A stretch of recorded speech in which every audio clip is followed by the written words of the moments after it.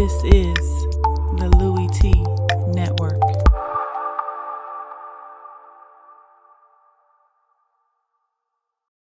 I'm ready for some football. I don't know about you. Who else could it be but your man Lou? Yeah. Overtime! So we head to overtime.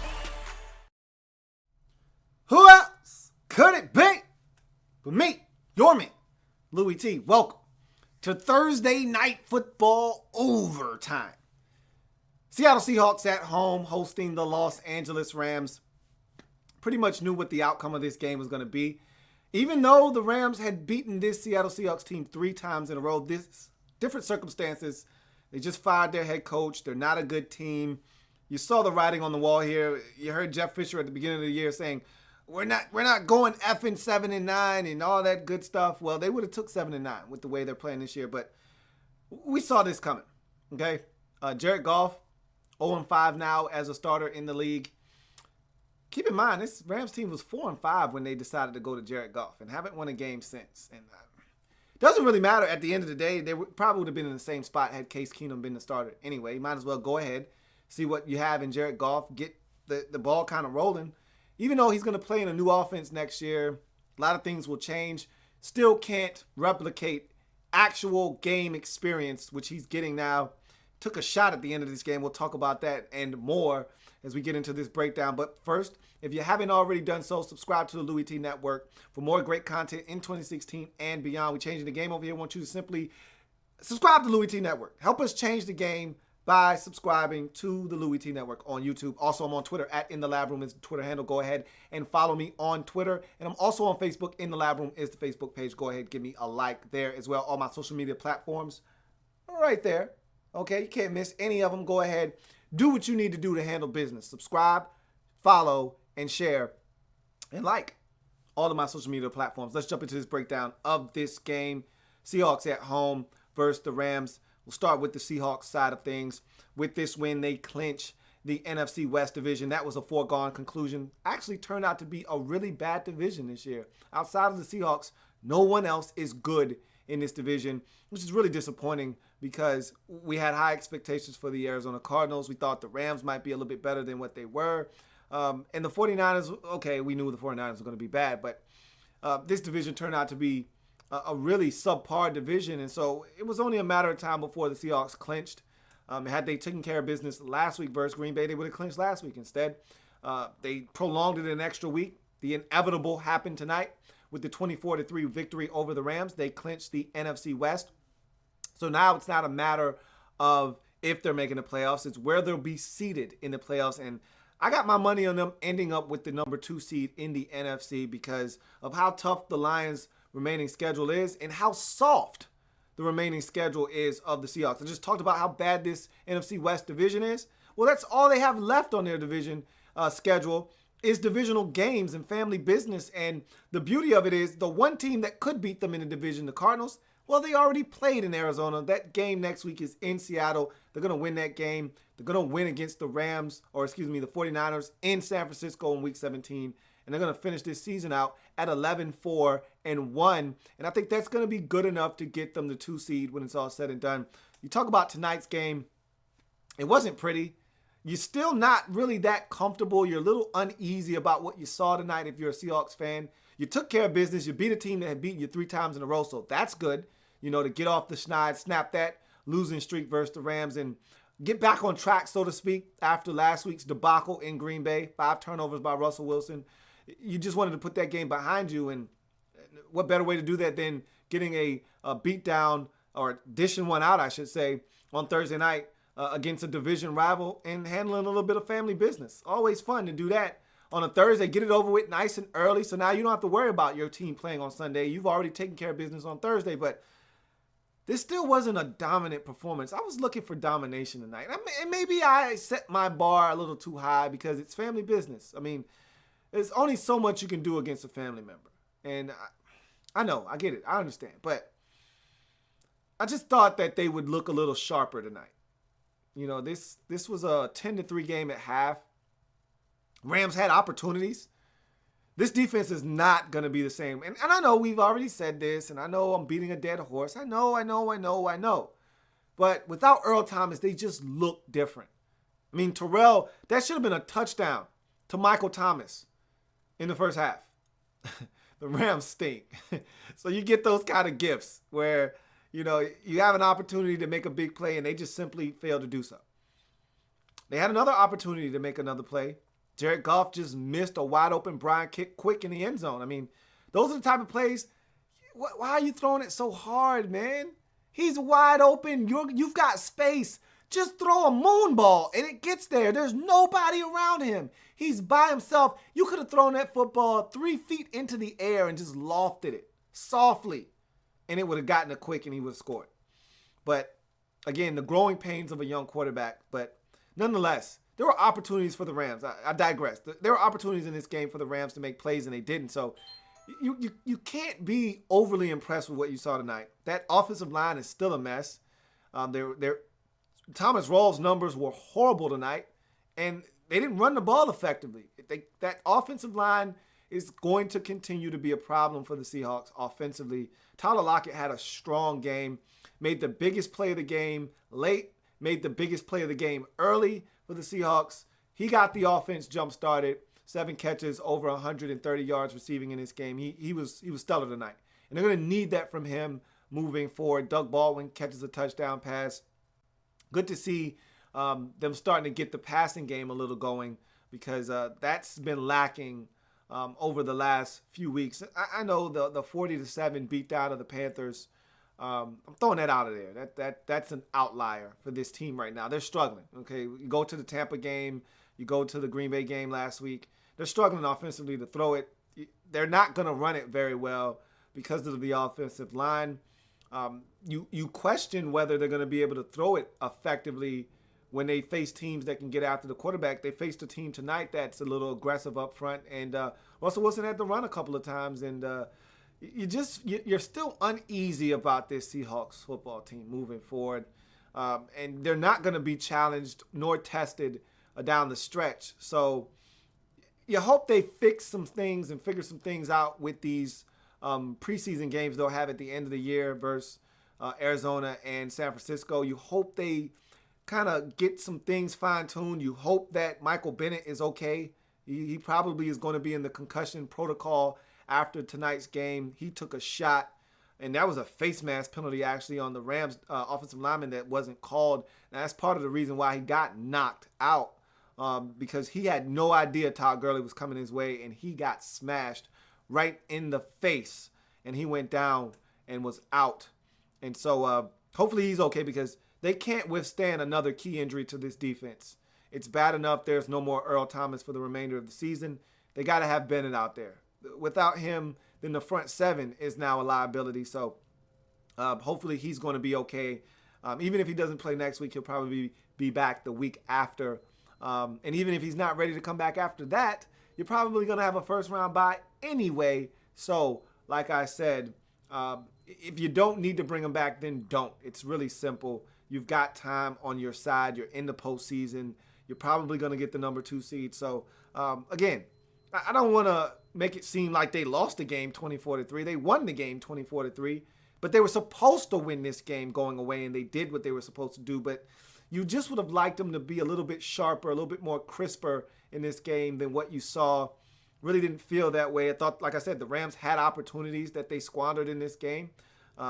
You didn't feel too confident about the Seahawks offense itself. They had opportunities to really blow this game out of proportion, and they didn't do it. So you like that the fact that they put up 24 and they won the game comfortably.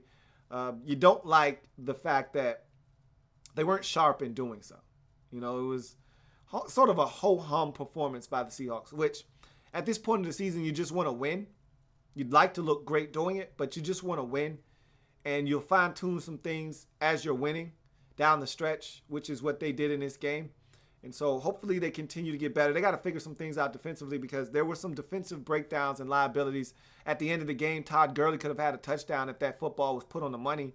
There were opportunities for the Rams to score in this game on a Seahawks defense that, to me, still is sort of reeling. Okay, they still have some issues that they have to iron out in that secondary. And that there needs to be more communication between them. And all in all, run defense looked a lot better, but then it's not hard to look better against one of the worst rush offenses in the league in the Los Angeles Rams. Gurley has been bottled up all season long, so that's not really hard to do. But you still got to go out and do it, and they did that in this game. They got after Jared Goff, and that was a nice sign for them defensively to get after Jared Goff. And there was one play where it was an absolute jailbreak. They rushed 5 players, and all 5 of them got to Jared Goff. I don't know if I've ever seen a play where a team rushes 5 guys and all 5 actually get a piece of the quarterback. I don't know if I've ever seen that, but they did that in this game. So they did some things pressure-wise to really befuddle and really dishevel Jared Goff in this game. But like I said, not hard to do against one of the worst offensive lines in the league in the Los Angeles Rams. So the Seattle Seahawks did what they needed to do up front. Stop the run, got pressure on Goff. It's that back half that makes you a little nervous without your rock back there, your leader, your quarterback of the secondary, and to me, the most critical member of the Legion of Boom, Earl Thomas, not being back there. And again, I hate to keep harping on that, but you can see the difference. You know, that play to Michael Thomas that was wide open doesn't happen if Earl's back there. I'm not saying. I'm just saying. But all in all, you got it done tonight. Again, not pretty. 21 rushes, 46 yards for Thomas Rawls. That's not going to get it done. Okay, running game, non-existent tonight. Russell Wilson on the read option, non-existent tonight. Because, again, hard to run against a Rams front that is really eating alive your offensive line. But you got it done. And it really happened on the right arm of Russell Wilson tonight. Some Rams penalties helped aid you in that effort. But make no mistake about it. Russell Wilson did throw it a lot better tonight when he had time. Wasn't often, but he did have time. He did make them pay in this game. And they get it done 24-3. Clinch the NFC West division by going to 9-4-1 on the season. You go to the Los Angeles Rams side of things in this game, and it's what you expect. Interim head coach John Fossil is in. Special teams coordinator bumped up to interim head coach. They tried a fake punt, and Johnny Hecker botched it miserably. And we know Johnny can throw the football. And he's short on it, and he knew it. He dived on the ground as soon as he threw it, like, oh, man, I short armed that one. They just couldn't get it going offensively. There were plays to be made. And we'll talk about Jared Goff's performance and what I thought about him here in a second. But just the overall view of this Rams team in this game, they had opportunities, you know, and that's the thing that hurts is when you look at the Michael Thomas drop, you look at the Jared Goff miss in the end zone to Brian Quick, you look at the miss at the end of the game to Todd Gurley, you look at the missed fake punt. And that was an opportunity. I mean, even a good throw, he's still short, but maybe he makes that defender miss and picks up the first down. You just don't know. The Todd Gurley run in the red zone. You got to get the first down there. You got to find a way to get that 1 yard there. They don't. So there were so many missed opportunities in this game by the Rams. Pete Carroll is a challenging mofo, and he challenged 3 times in this game and relatively early at that. Won the first 2. And lost the final one. But there were opportunities for the Rams, and they just didn't take advantage. As for Jared Goff, I thought he was solid. And you're going to see that from him as he continues to play. He'll get better. He'll make better reads. He'll make better decisions. He'll make better throws. I thought he was still erratic. There were opportunities for throws to be made, and he missed tonight. But that's going to happen with a rookie quarterback. You know, you get antsy sometimes. There's a little pressure. And I thought he manipulated the pocket well tonight. I thought he stepped up when he needed to step up. I thought he got out when he needed to get out. You know, when it was available, you know, there were certain times, like I said earlier, there were jailbreaks where there was nowhere for this man to go. But when there were opportunities for him to step up and climb the pocket, he did. When it was a time for him to escape and still look down the field and throw it, he did. I thought he threw it well at times. Thought he missed some opportunities. But like I said, that's what you're going to get from a rookie quarterback. He's going to be just fine if he can get the right offensive coordinator in there, the right head coach, the right offense that suits his skill set, and some more talent. he'll be just fine. Of course, they need to revamp that offensive line. They're not doing a good job of protecting him, haven't done a good job of protecting him all season long, or at least these last 5 games that he started. The running game stinks, and when you're a rookie quarterback, you need the aid of a running game, which just hasn't been the case for the Rams quarterbacks, no matter whom it's been this season, Case Keenum or Jared Goff. They have had no running game whatsoever to help them along. So I think it starts up front for the Rams. Whatever they decide to do, they need to shore up the offensive line, protect their investment. You make that kind of trade to get that quarterback, you need to protect him with an offensive line that'll give him time to survey, scan the field, and make the right decisions with the football, and also give him something to lean on, the running game. And you can't run, you're not going to have success with your young quarterback. So I think they need to shore up the offensive line first and foremost, then get him some weapons. You'd like to think that those young guys that you've drafted, Cooper and even maybe Michael Thomas, might develop, but chances are they're not going to be anything more than 3 or 4 options in your offense. You're going to need a real true threat out there at receiver, a real legit number 1. I like Kenny Britt. I think he's the one guy that's been consistent this season, but I still think he's a number 2 receiver. You put him at number 2, you put Tavon Austin as your 3rd option, and you get a real number 1 threat. You could have something in Los Angeles as far as a receiving core is concerned, but we'll see what happens there. First things first, get him some protection. He cannot flourish if you can't protect him. You saw it again tonight.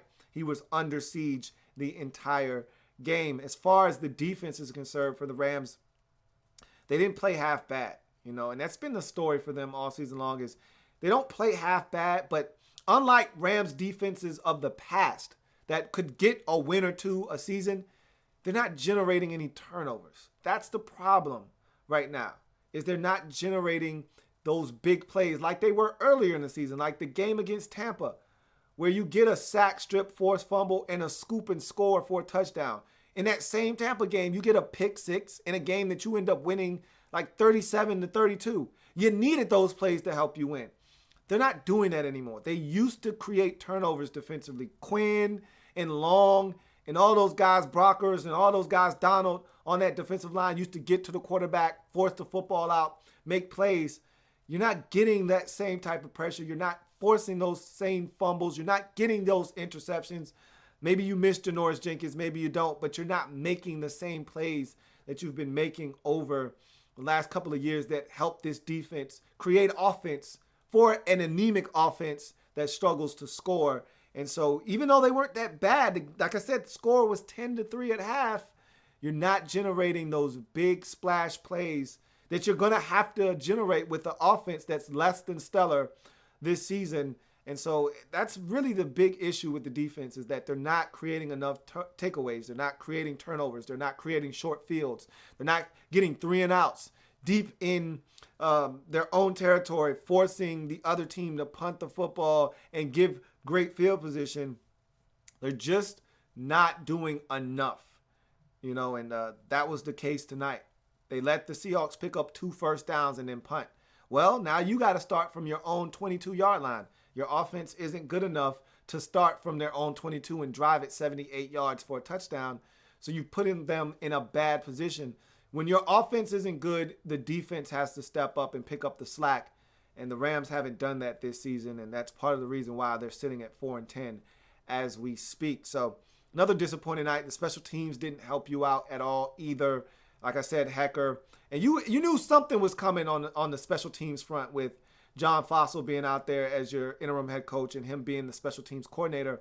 You knew he was going to try something tricky tonight. And the fake punt came out, and it was unsuccessful because Johnny Hecker simply short-armed the football. And he knew it. Like I said, the minute he threw it, he knew it.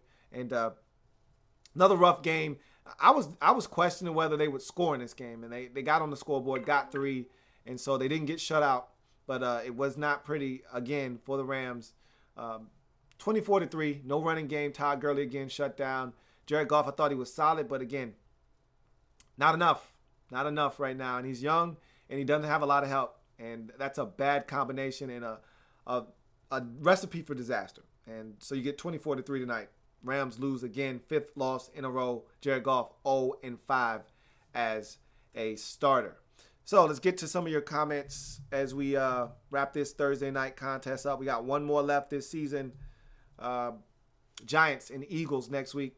NFC East showdown. Mondraw says, a lot has been said about the Lions taking Ebron instead of Donald. As a fan looking how dirty and sore loser Donald is, I'm taking Ebron every time.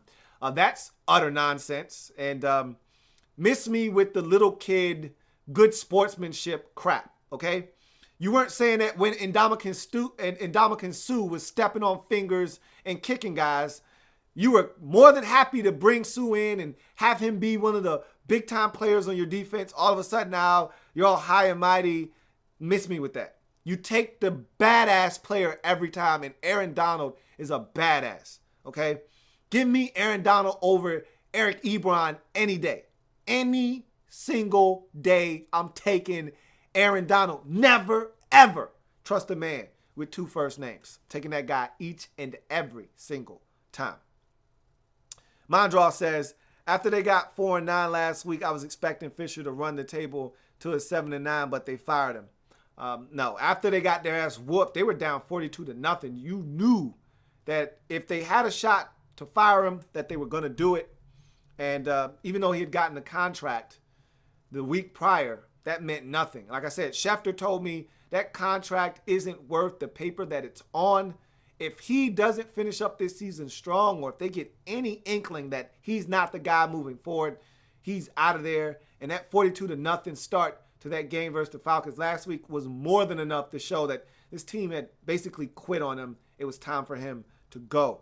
Sue Allen says, what's up, Lou? Jared Goff didn't look that bad, to be honest. No, he did not. What's up, Sue? No, he didn't look that bad tonight. I thought he actually was solid, man. Again, not a lot of help around him. No running game from which to speak of. The defense didn't create any short fields. I thought he did a good job of, like I said, manipulating the pocket, stepping up when he needed to step up, escaping the pocket when he needed to escape. Even had a nice little run at the end until he got waxed. And, you know, the young boys always come into the league with a little bit of an invincibility cloak. They think that they can run around and that they're protected by the land of the law or a letter of the law and that they won't get hit. This is not college football, man. Okay? You get a chance to step out of bounds, step out of bounds. Mariota had to learn it last year. Robert Griffin III learned it in his rookie season. Andrew Luck is still learning that lesson now, and Jared Goff had to learn his tonight. You get a chance to go out of bounds or slide, you get your ass out of bounds or you slide. You do not take shots because guys are chomping at the bit to hit the quarterback. And Richard Sherman made a beeline to Jared Goff. And when he got his shot, he did not miss. Okay? So Goff learned an invaluable lesson tonight. Don't take unnecessary shots. Mondros, why does it seem like Goff always throws behind his receivers, route-wise, not in depth? I agree. I thought he was slightly off tonight. And that's timing. That's what I said. I was talking to someone on Twitter about Jared Goff, and he said, man, why does it seem like Goff looks a little better tonight? I said, time. Simple. Time. More time he plays, the more timing he gets down with these receivers, the better he'll be. It's all about time. You know what I mean? You get to play, you get the experience, you get the practice reps, you get the game reps, you get the game speed. All of those things make you a better player, and he's getting better. And that's what time will do for him. He'll get better as time continues to pass. But yes, I felt like he was very inaccurate tonight. And he's been pretty inaccurate throughout his career thus far in these 5 starts.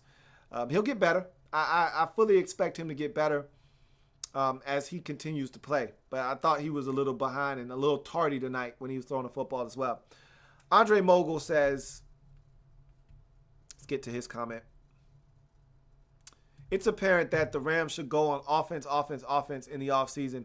That O-line is garbage, and Britt is not the answer.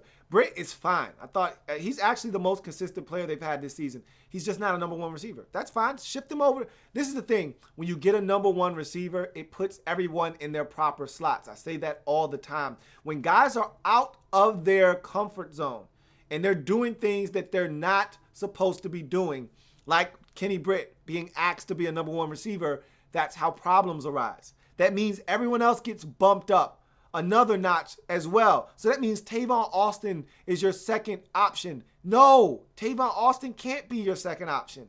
That's not allowed. So now you have problems on your hands. You get a number one receiver, and now Kenny Britt is a number two and a damn good one of the best in the league as a number two receiver. Bing, bing, ding, ding, ding. Now you're in business. Now Tavon Austin is your third option. Now you're talking. Now you have something on offense. So, yes, I agree. Offense is where they need to really address in the offseason. Offensive line, wide receiver, those are the positions right now that stand out as positions that need to be addressed in the offseason. And they're not absolved from not addressing the defense as well. They need to take care of some matters on that side of the football as well. But make no mistake about it. Offensive line, wide receiver, I think linebacker is something that they need to take a look at. I think they could use an upgrade there. And they got to look at that secondary now. It's not sharp. They got that Hill kid in there. Man, did he look bad on that fade to Doug Baldwin. Boy, did he bite down on that slant or what. Whew, that was bad. Vincent Coe says, the first football game I ever watched in my life was the Seahawks when they won the Super Bowl. Been a Seahawks fan ever since. How do I get rid of being called a bandwagon fan? Ha, ha, ha. Got a couple of questions for you. A, how old are you? B, were you a football fan previous to that? I take it that you weren't because you said that was the first football game that you watched. And C, did you have a favorite team before the Seahawks? If not, if there are satisfactory answers to all of those questions, and really the first one, how old are you, doesn't really matter if you didn't enjoy football or never watched it previous in your life, then really you could be 47 years old. It doesn't matter. As long as you didn't have a team before and you didn't like football before until you watched that game, you're not a bandwagoner. You just came to the party late. It's okay to come to the party late and grab a beer and start drinking. No one's going to say, hey, you just got here. Put that beer down. No, you just got to the party late. That's all. As long as you aren't one of these guys that's like, hey, I only drink Coronas. You get to the party late and you don't bring any Coronas and all they got is Bud Light. Don't complain. Just drink the damn Bud Light, okay? As long as you're not jumping ship. Let's say you were a Eagles fan first and you may have never watched football in your life. You knew about the Eagles and you were an Eagles fan, and then you watched the Seahawks win against the Broncos in the Super Bowl and you said, you know what? I like that blue team. What's their name? Seahawks? I'm a Seahawks fan. Then he gets a little sketchy then, but again, even then, you still weren't really a football fan, seriously, so you're fine. And long story short, you're fine. You should be fine. Mo Hunnit says, I like golf in the fourth quarter, but as soon as he got hit by Sherman, I turned the game off. Did he come back? No. And that was the point of the game. And I said, well, this isn't worth watching anymore. But I'm glad I stuck around because I got to see John Ryan get hit. That was so funny. That was so funny. We're going to talk about that a little bit later on. If one of you guys don't bring it up, we have to talk about John Ryan getting plastered because that might have been the highlight of the night for me, man. That made this entire 3 hours that I felt like I wasted watching this game worth it, okay? Watching John Ryan get smashed. Punters and kickers are so unathletic. Most of them, not all of them. There are some athletes in there, sprinkled in there. But, man, I'm going to talk about that one a little bit later. Let me see if one of you guys bring it up first. Livewire Red B says, the Hawks pass rush is looking nasty again. Averill and those guys were vicious. They should look vicious tonight. They didn't look vicious last week versus Aaron Rodgers. But they should look vicious tonight. The Rams are bad up front. You should look vicious. Don't get too excited about what you saw tonight, though. Take it with a grain of salt. Know who you were playing and know that they're really bad up front. So you should look good on defense getting to the quarterback. But like I said, last week against Aaron Rodgers, you didn't look so great. And Aaron Rodgers carved you up. So I wouldn't take this one to the bank and run with it. But again, they put a garbage offensive line in front of you. What do? Deposit them into the trash. That's what you did tonight. That's what you're supposed to do. Vincent Coe says, is Sherman still considered one of the dominant corners in the NFL? To me, he still is. What's your opinion? Yeah, he's still up there. Teams still don't go after Sherman very often, and when they do, they're very unsuccessful. He's still one of the better corners in the league, but what you can do with Richard Sherman now is If you got a receiver that can be physical with him and match his physicality, you can beat Richard Sherman. But problem is, how many receivers in the league can actually match his physicality? You saw what Mike Evans did to him 3 weeks back. Mike Evans lit him up in the first quarter for 2 touchdowns. That's what happens when you find a receiver that can match his physicality. Again, how many receivers in this league can actually match Richard Sherman's physicality? Dick Sherman is a physical corner, period. End of discussion. Even on the pass breakup tonight, and he had a nerve to go complaining to the referee, bro, you were holding. You were mugging that man. I seen guys go to jail for what you did on that play. And you complaining? Stop your nonsense, man. But that's Dick Sherman, man. He's going to be physical. He's going to mug you. And he's going to get away with what the officials allow him to get away with. He's still one of the best in the business. Bottom line. Mo Hunnit says, also golf needs to make faster decisions, but that will come with time. Absolutely. You can't ask him to speed it up too much. He's only in his 5th career start. So that will come with time. The game will slow down and his decision-making will speed up. DG Production says, is D-Jax going to be okay? Hope it's not an ACL like they're saying. Redskins are going to need him if you want to go to the playoffs. I'm actually not aware of what you're talking about, so you might be breaking some news to me. But I haven't heard anything. I didn't get any updates on my phone. Let me check Bleacher Report real quick. So I'm unaware of what you're referring to, referring of. But nope, haven't seen anything, haven't heard anything. So my guess is as good as yours as to what's wrong with D-Jax. If something happened in that practice, I'm unaware. Mo Hunnit says, that was a pick in the end zone. I thought it was, but I guess not. No, Jimmy Graham had his hand on the ball as the defender was snatching it away from him, but he was out of bounds, touching the football, which makes the football then dead at that point. So because Graham still had his hand on the football while out of bounds, that play was dead on arrival at that point. Captain Spartan 04 says, would this be a good trade? Falcons trade Julio Jones for Rams Aaron Donald. If you're the Falcons, no, that's not a good trade. You don't take one of the best receivers in the league off of your roster and trade for a defensive player. It would really screw up what you have offensively, because just like what I just commented on with the Rams, their biggest problem is they don't have a number 1 receiver. You take Julio Jones off your team, and now you don't have a number 1 receiver. And remember what you gave up for Julio Jones. No, that's not a good trade. Even though Aaron Donald is worth trading straight up for Julio Jones, like if you were desperate enough, you could do that. No, that wouldn't be a good trade for the Falcons. It'd be a great trade for the Rams because they still feel like we got other good defensive linemen. We'll be fine, even though none of them are anywhere near the level of Aaron Donald. It'd be a great trade for the Rams. But for the Falcons, to get Aaron Donald would be great, but then you would be lacking on the offensive side of the football. Seriously, you'd be lacking.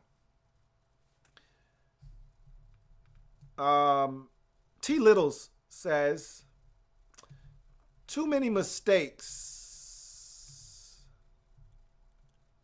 for L.A. tonight. Like the defensive effort, but the offense needs to get on the same page.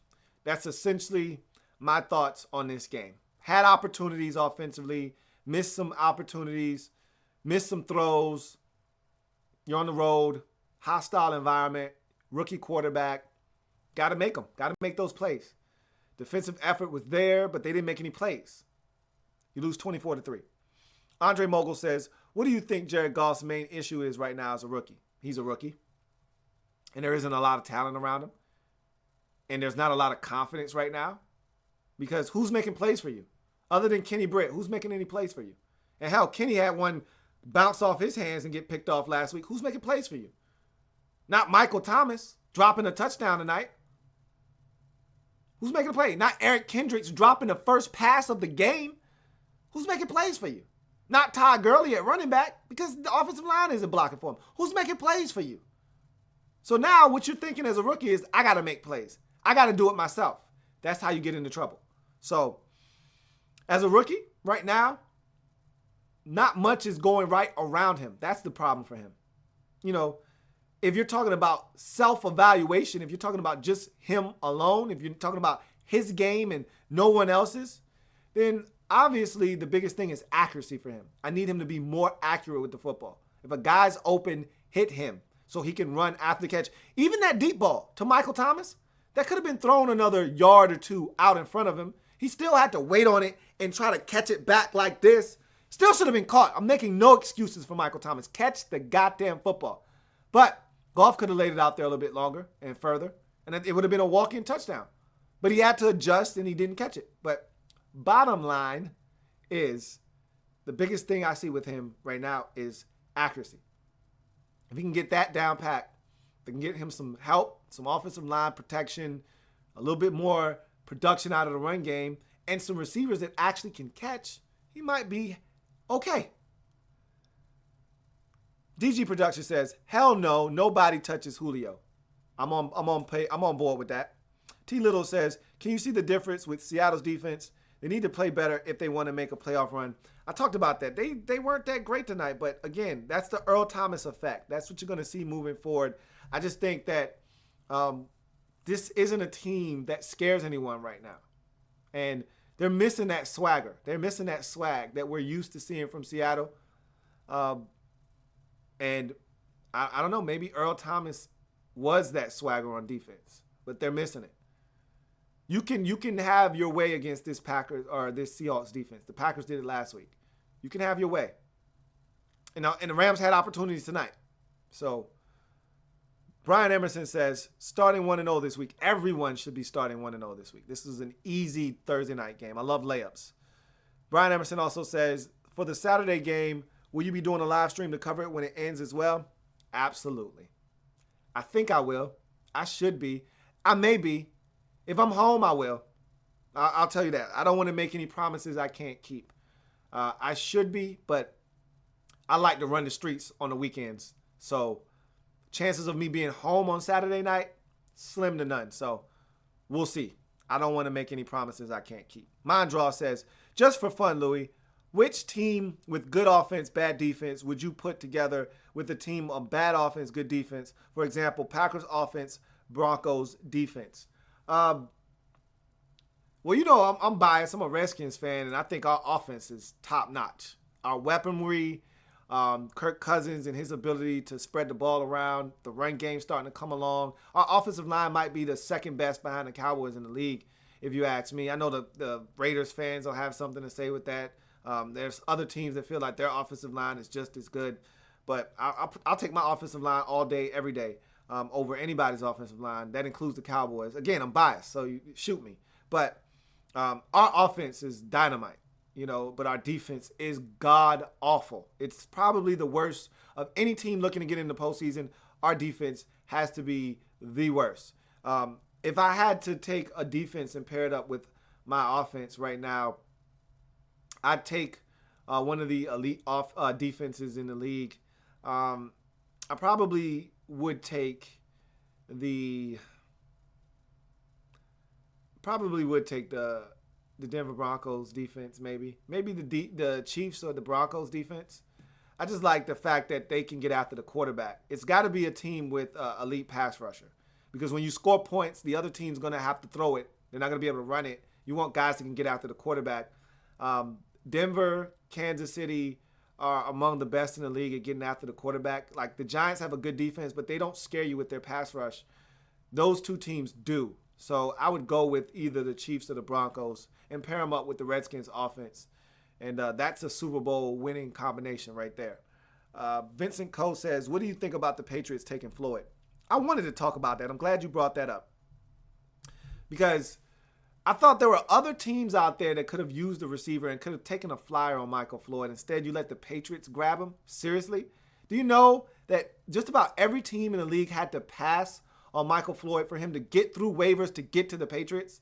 That means every team in the league passed on Michael Floyd so that the Patriots could get a shot at him. I don't understand. If you're San Francisco, if you're Philadelphia, if you're Indianapolis, if you're Los Angeles, if you're Chicago, how do you pass on Michael Floyd? All of these are losing football teams, not going to the playoffs.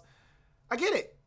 If you're a playoff team and you got continuity and you feel like your locker room is good and you don't need the distraction, then you don't bring him on board. I get it. But if you're one of these bad teams not going to the playoffs, why wouldn't you bring Michael Floyd on board? I don't get it. Yeah, he's got some off-the-field baggage, but he's talented. Figure it out. You got all offseason to figure out if you want to deal with the headache of Michael Floyd or not, and then you can cut him. But pick him up. I don't understand how we allow this man to clear waivers and get all the way to the Patriots. Really? You want to give Tom Brady another weapon? Because you know, now that he's a Patriot, he's going to fall in line with the Patriot way. He's going to straighten up, fly right, and he's still a talented pass catcher. That was stupid. We've been talking about the Patriots having to adjust with no Gronk and Amendola being hurt. Now you just gave them a receiver that, worst case scenario, he didn't know any of the playbook. They can put him in the red zone and say, hey, go up, big fella, and go get the football. Or big body a corner and box him out and we'll throw you a slant for a touchdown. It's Tom freaking Brady we talking about here, man. Tom doesn't need much. Now you give him a 6'3", 6'4" target? Man, y'all were tripping. Everybody was tripping. Captain Spartan 04 says, what do you mean punters and kickers are the most athletic? They never skip leg day. Doesn't matter. These boys, let's talk about this, man. I gotta talk about John Ryan. I gotta talk about John Ryan, man. This was hilarious. All right, so for those of you who haven't seen it, please go to YouTube, go to ESPN, wherever, and find this clip. They're gonna show it everywhere because he got smashed. All right, so on a fourth down late in the game, I get it. I understand why the Seahawks did it. Look, this game was painful at the end. Just get it over with. You got the Rams interim head coach trying everything, challenging stuff with 2 minutes left in the game. Man, let the game be over, man. But you know, he's an interim coach. He trying to do everything he can. Whatever. Okay. So Seahawks said, all right, the way we get this game over with is to not punt back to them. It's to fake this punt so we can burn off some more clock.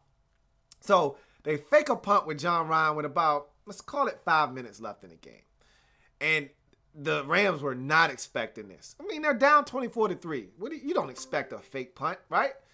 So the Red Sea parts. I mean, it's the biggest hole you've ever seen in your life. You could have driven 2 Mack trucks through it. So John Ryan takes off running, and he's running, and they still don't know he's got the ball, and he's running, and he's running. If he was Brian Moorman or Marquette King, he might have scored. Any punter with speed, he might have scored. It was that much space.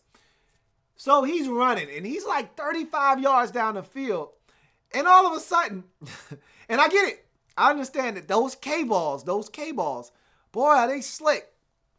But still, he's running. Nobody has touched him. And he's running, got the football, and, you know, he didn't know anything about the pressure points, man. The 4 pressure points, or the 5 pressure points, keeping that football locked and stocked and tucked away. And he's running, and the football slips out of his grasp. And he's trying to catch it, and he's juggling it around. And as he gets it, he's pulling it back in. He gets mollywopped. Boom! Lights him up. Cornerback lights his ass up. And he goes down. Down goes Ryan.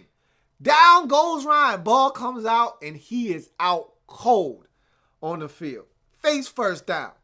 And all I can do, and you never want to laugh at a dude that's knocked out unconscious. Obviously, that's not funny, but it was just the fact that he was running and he caused this to happen on his own. Like, dude, are you that unathletic that you can't run unmolested with the football without fumbling it around and then getting smashed because of it?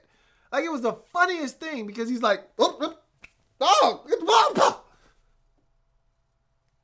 Game over. What are you doing, man? God, I love kickers, man. They're so bad. Mindraw says, LOL, Ryan should not eat the popcorn before the game, man. Yeah, his hands were slippery. It's them balls, though, man. Them K-balls, they're terrible, man. I don't know how they don't drop those more often. Enrique Valencia says, man, it was off that Pat Mack on the punt fake, man. Dude would have laid the wood on that defender. Man, that was terrible. That was horrendous. Vincent Cole says, I got into football and learned about it since that game. That's how I found your channel, man. Thanks for all the good content, Lou. Big fan. Appreciate that. Yeah, man, you're fine. You're no bandwagoner, man. You're good. Captain Spartan 04 says, I decided to make this easy week hard for me. Starting off, really? You picked the Rams, man? Seriously? You'll be back. You'll be fine. You did the same thing last week. Picked some nonsense, and then you finished up strong. You'll be fine. T. Little says, who's the better running back between Zeke and Gurley? Right now, it's not a discussion. It's Zeke. Remember, Gurley's only in his second year, and the only thing he's had to show for his success this year is his rookie season. He's really had a really bad sophomore slump this year.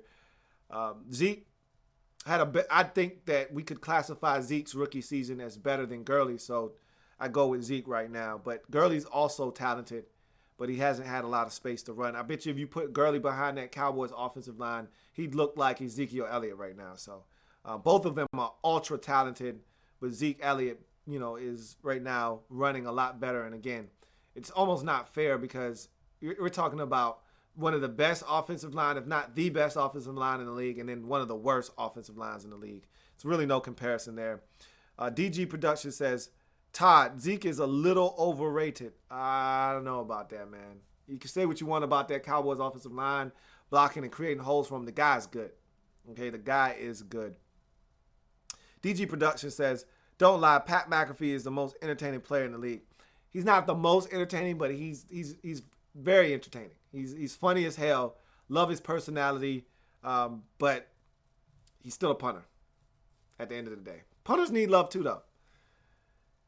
Brian Emerson says, better running back, Zeke or David? Better all-around running back is David Johnson. But Zeke can catch it too. We've seen that. The 81-yard screen against Pittsburgh is evidence of that. But David Johnson is a route runner. He's savvy. Like, Zeke isn't a route runner. You don't split him out wide and have him run a slant. David Johnson is running all kinds of routes. And to me, if you're having best back in the league discussions, it's David Johnson or Le'Veon Bell. Those are your two options. So Zeke is going to fall in line somewhere thereafter. But again, you're talking about guys who have done this. You know what I mean? David Johnson is in his second year, and his second year is better than his first, and his first year was outstanding as well. So Le'Veon Bell and David Johnson are the two guys right now that stick out at the running back position for me. So I'd be picking between those two, not Zeke or David. But in any event, that's going to do it here for Thursday Night Football overtime. Seahawks get it done 24-3, clinch the NFC West at 9-4-1 with the victory over the Rams, snapping their 3-game losing streak to those same Los Angeles Rams, getting the win. And what'd you think about the Color Rush unis? That's my last thing I'm going to leave you with. I thought the neon green highlighters were solid. I didn't have a problem with it. They were bright. They caught your attention. And I thought the Rams white on white, we've seen that before, but they switched up the stripes on the helmets. So I thought it was solid. Solid all the way around. They could have done something with the numbers, maybe made the numbers all gold or something sort of similar to the Saints. I'm pretty sure they didn't want to jock the Saints, so they just left everything else the same. But in any event, it was solid. Solid color rushes by the Seattle Seahawks and Nike. So in any event, Seahawks get it done 24-3. Like I said, clinch the division. And now it's all about trying to get their hands on that number 2 seed in the NFC. They'll wait to see what happens with the Lions on Sunday. The Lions lose. The Seahawks will leapfrog them back into the number 2 seed. Well, they'll have the inside track, and they've got the easier schedule. So really all they're looking for is one loss by the Lions. And I think the Lions are going to at least lose once to finish out this season because of how tough their schedule is. 2 straight tough roadies and then a home matchup versus the Green Bay Packers should make for some interesting football down the stretch. So for the Seahawks, just take care of business, and you'll probably wind up with that number 2 overall seed in the NFC playoffs. For the Rams, interim head coach John Fossil gave it a run, tried a fake punt, had opportunities in this game. They weren't able to get it done, missed some opportunities to score early. Todd Gurley can't pick it up on 4th and 1. Jared Goff misses a wide open Brian Quick in the end zone. And Michael Thomas drops a wide open pass that might have resulted in a touchdown or at least a huge gain. In any event, that's the Rams. That's why they're 4-10 as they lose 24-3. And oh, by the way, no space again for Todd Gurley and no time for Jared Goff behind that porous offensive line. It's going to do it for your man, Louie Tee. If it happens in the National Football League, whether big or small, we cover it all here on the Louie Tee Network on Thursday Night Football Overtime. Seahawks get the win, 24-3 over the Rams. Clinch the NFC West at 9-4-1. Remember, we're changing the game. One live feed at a time.